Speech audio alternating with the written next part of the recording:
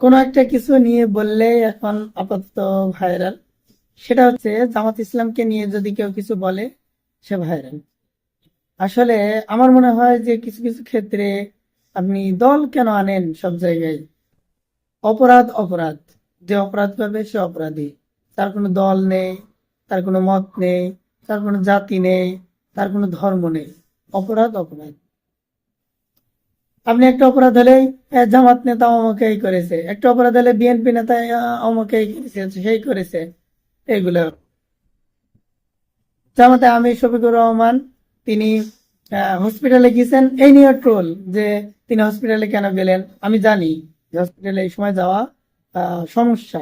এই সময় যদি যায় রোগে আক্রান্ত হতে পারে, কোনো ব্যাকটেরিয়া গিয়ে তাকে আরো ক্ষতি করতে পারে, সমস্যা হতে পারে, ভিড় জমায়েত হতে পারে, নানান সমস্যা হতে পারে। কিন্তু তিনি যে কাজটা করেছেন সেটা আসলে বলিষ্ঠ ধরনের কাজ করেছেন। এটা প্রশংসা করতে তো কোনো সমস্যা নেই। এটা তো কোনো দলের সাথে কোনো বা রাজনৈতিক কোনো বিষয় হিসাবে আপনি ধরছেন কেন? তিনি যে ৫০ লক্ষ টাকা দিচ্ছেন, তিনি ডাক্তারের ব্যবস্থা করেছেন, আপনি এগুলো দেখছেন না? আপনি এটাকেও রাজনৈতিকের মধ্যে নিয়ে চলে আসছেন। ভালো কাজ সেটা ভালো কাজ, যেটা খারাপ কাজ সেটা খারাপ কাজ। সে যে দলেরই হোক, সে যে মতেরই হোক, যে ধর্মেরই হোক, কোনো ধর্মে মিথ্যা কথা শিখায়, সব ধর্মে মিথ্যা অপরাধ। সুতরাং কোন একটা কিছু হলেই দল মত নির্বিশেষে এই দল ওই দল এই কামড়া কামড়ি না করে, আমার মনে হয় ভালো কাজের উৎসাহ করা এবং অসৎ কাজ থেকে নিষেধ করা, এটাই মূল উদ্দেশ্য।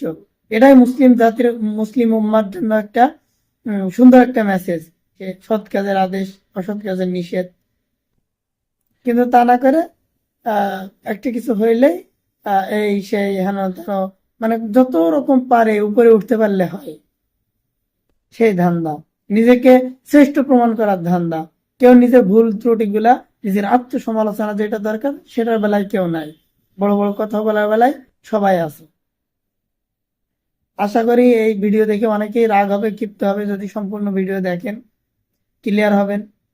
আশা করি আমাকেও ভুল বুঝবেন না। আসলে দিন শেষে সবাই আমরা খেটে খাওয়া মানুষ। আপনি যুদ্ধের সময় যুদ্ধের নীতি কি দেখেন? যুদ্ধের সময় নেতারা, কোন নেতা, কোন নেতা হতাহত হয়, কোন নেতা সম্মুখ সারিতে থাকে, মারা যায় আমরা সাধারণ মানুষ। সুতরাং আমরা সাধারণ মানুষ এটা নিয়ে বাড়াবাড়ি না করে নিজেদের নিজেদের আত্মসমালোচনা করতে শিখি। আমি কতটুকু ভালো, নিজে কতটা ভালো, এটা বলতে শিখি।